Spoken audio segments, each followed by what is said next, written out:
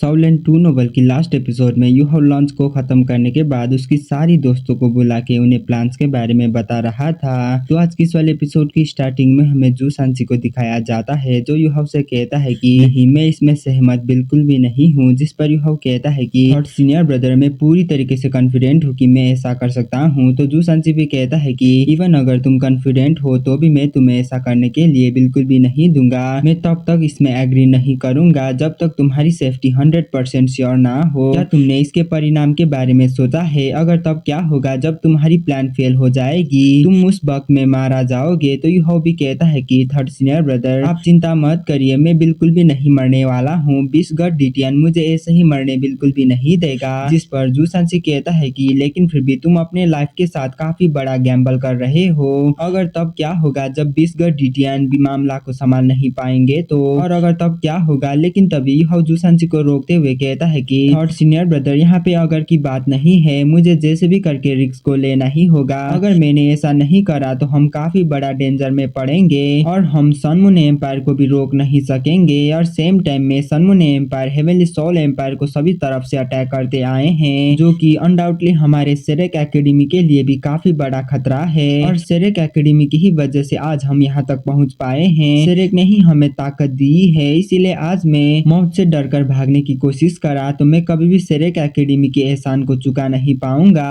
और मेरे लिए ये अपॉर्चुनिटी ऐसे ही चली जाएगी। और भाई लोग, अभी के टाइम में ये गुई वहीं पे चुपचाप बैठी थी, लेकिन तभी ये गुई अचानक खड़ी होकर कहती है कि ये कोई भी अपॉर्चुनिटी नहीं है, बल्कि ये मौत को चूज करना है। और क्या तुम्हें डेथ गार्ड के बारे में पता नहीं है? डेथ गार्ड की एक ही स्ट्राइक्स की वजह से 2000 सोल मास्टर, जिसकी रैंक सोल सेज लेवल का था, वो लोग काफी इजीली के साथ मारे गए थे। इस चीज से कोई भी फर्क नहीं पड़ता है कि तुम कितना ही ज्यादा ताकतवर हो, लेकिन फिर भी तुम 2000 सोल सेज के सामने कभी भी कंपेयर कर नहीं सकते हो, क्योंकि 2000 सोल सेज कोई ऐसी नॉर्मल बात नहीं है। अगर 2000 सोल सेज भी उस डेथ गार्ड की अटैक को रोक नहीं पाए तो आखिर तुम क्या हो? आखिर तुम कैसे डेथ गार्ड की अटैक को रोक पाओगे?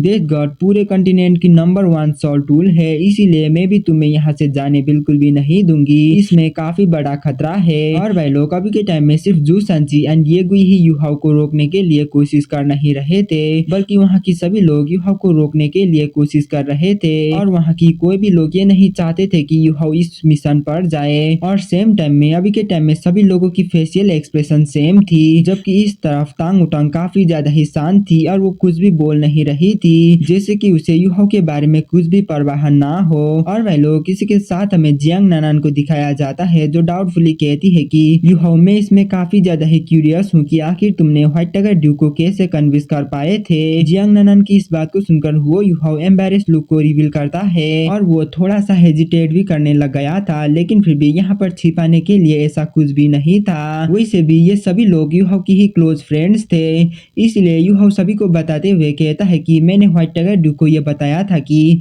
एकेडमी ने अभी अभी नई सोल टूल को डिस्कवर करा है, जो कि ऐसे ही क्रिटिकल टाइम में अटैक को रेजिस्ट करने के लिए मदद कर सकते हैं। और इस सोल टूल का नाम ट्रू इनविंसिबल बैरियर है। और मेरे पास भी इंस्टेंट टेलीपोर्टेशन की एबिलिटी है, जिसको इस्तेमाल करते हुए मैं काफी दूर इजीली के साथ में टेलीपोर्ट कर सकता हूँ। यूहाउ की इस बात को सुनकर वहाँ की सभी लोग अजीब सी शक्ल बनाने लगते हैं, क्योंकि जिस भी तरह की इनविंसिबल बैरियर ही क्यों ना हो, इस सिचुएशन में वो बैरियर यूजलेस है। लेकिन फिर भी ये तो सच है कि यूहाउ के पास इंस्टेंट टेलीपोर्टेशन एबिलिटी है, जो कि वाकई में एक काफी अच्छा सा एबिलिटी है। लेकिन फिर भी इस इंस्टेंट टेलीपोर्टेशन एबिलिटी की भी खुद की ही एक लिमिट है, जिस लिमिट को यूहाउ कभी भी पार नहीं कर सकती है। आखिरकार यूहाउ कितना ही ज्यादा इस एबिलिटी को यूज करते हुए दूर टेलीपोर्ट हो पाएगा, और आखिरकार यूहाउ कितनी ही दूर टेलीपोर्ट कर पाएगा। इसलिए यहाँ पे ऐसी कोई भी रास्ता नहीं है कि वो डेथ गार्ड की डोमेन रेंज से सक्सेसफुली बचकर आ पाए। फिर जू सांची यूहाउ को कहता है कि यूहाउ, तुम आग से खेलने की कोशिश कर रहे हो। इवन अगर यहाँ पे एल्डर जुआन लॉबी होते तो भी वो इस प्लान के लिए एग्री नहीं करते। जिस पर यूहाउ भी एक साई करने के बाद कहता है कि थर्ड सीनियर ब्रदर, फिर तो आप ही बताइए कि हमारे पास इसके अलावा और क्या प्लान है। थर्ड सीनियर ब्रदर और बाकी लोग, तुम सभी लोग मेरे लिए चिंता मत करो, मैं पूरी तरीके से कॉन्फिडेंट हूँ। मैं इस मिशन में पूरी तरीके से कॉन्फिडेंट हूँ कि मैं जैसे भी करके इस मिशन को कंप्लीट करूंगा।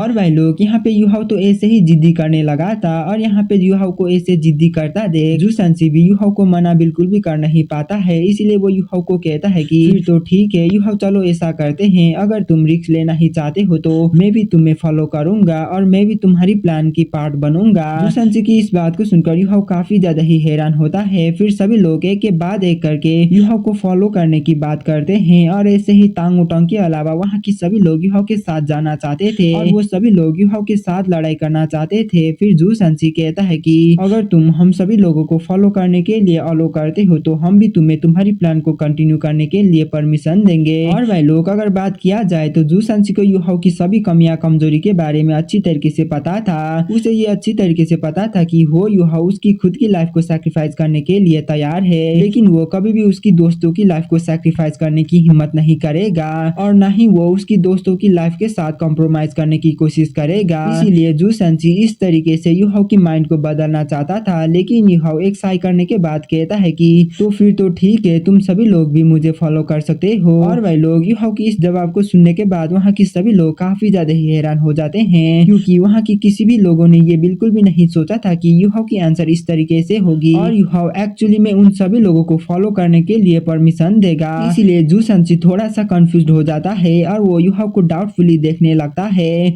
और अभी के टाइम में उसके दिल में काफी सारे क्वेश्चंस अपीयर हो रहे थे, जो क्वेश्चन वो यूहाओ को पूछना चाहता था। फिर वो अपने मन में हैरानी से सोचता है कि क्या सच में यूहाओ पूरी तरीके से कॉन्फिडेंट है। और भाई लोग वैसे तो जूसांची यूहाओ को अच्छी तरीके से समझ सकता था, लेकिन उसने कभी भी ये नहीं सोचा था कि यूहाओ एक्चुअली में इतना ज्यादा कॉन्फिडेंट होगा। इसलिए यूहाओ को इतना ज्यादा डिटरमाइंड देखकर वो यूहाओ को कुछ भी नहीं कहता है, जबकि इस तरफ तांग उटंग अभी तक कुछ भी नहीं कह रही थी। वो चुपचाप सभी की बातों को ध्यान से सुन रही थी, लेकिन वो इस बारे में कुछ भी नहीं कह रही थी और न ही वो किसी को इस बारे में कुछ बताना ही चाहती थी। और अभी तांग उटंग को देखकर ऐसा लग रहा था कि जैसे कि उसे इससे कुछ भी फर्क ना पड़ने वाला हो। इसीलिए तांग उटंग इस बारे में किसी को भी कुछ भी नहीं बताती है कि आखिरकार क्या वो यूहाओ के साथ फाइट करना चाहती है या नहीं। और वहाँ की बाकी लोग भी तांग उटंग से सवाल नहीं करते हैं और न ही वो लोग तांग उटंग को मिशन के लिए ज्वाइन करने के लिए कहते हैं। जब से यूहाओ ने ये कंफर्म करा था कि तांग उटंग वांग डंगर नहीं है, तो तब से ही सभी लोगों की एटीट्यूड बदल गई थी। सभी लोग तांग उटंग से ज्यादा बात भी नहीं करते थे। उन लोगों को तांग उटंग से कुछ भी फर्क नहीं पड़ता था। वो लोग तभी तांग उटंग से बात करते थे जब उन्हें किसी इंपोर्टेंट चीज के बारे में बात करना होती थी। वैसे भी तांग उटंग उन सभी लोगों के लिए आउटसाइडर है, जबकि बाकी सभी लोग तांग सेक्ट से बिलोंग करते थे, तो वो लोग किसी आउटसाइडर के बारे में कैसे डिसीजन बना सकते थे। और एक आउटसाइडर होने की वजह से तांग उटंग भी किसी को भी कुछ भी नहीं कह सकती थी। वैसे भी एल्डर जुआनलॉ ने तांग उटंग को यूहाओ की ही ऑर्डर को फॉलो करने के लिए कहे थे, इसीलिए तांग उटंग सिर्फ यूहाओ की ऑर्डर की ही इंतजार कर सकती थी। उसके पास खुद की डिसीजन बनाने के लिए और कोई भी चॉइसेस नहीं था। फिर हमें यूहाओ को दिखाया जाता है जो कहता है कि फिर तो ठीक है। जबकि सभी लोग इसमें एग्री है, तो अब चलो हम डिटेल्स के बारे में डिस्कस करते हैं, क्योंकि ये मिशन काफी ज्यादा ही इम्पोर्टेंट है, इसीलिए हमें सभी डिटेल्स के बारे में अच्छी तरीके से पता होना चाहिए। और वह लोग किसी के साथ हमें पता चलता है कि 2 दिनों के लिए नॉर्दर्न फील्ड आर्मी काफी ज्यादा ही शांत रही और यूहाओ ने भी उसकी प्लान्स के अकॉर्डिंग मिंगडू माउंटेन्स रेंज में बिल्कुल भी अटैक नहीं करा और स्टालो एम्पायर ने भी सभी इंफॉर्मेशन को फैलने से स्ट्रिक्टली रोके थे।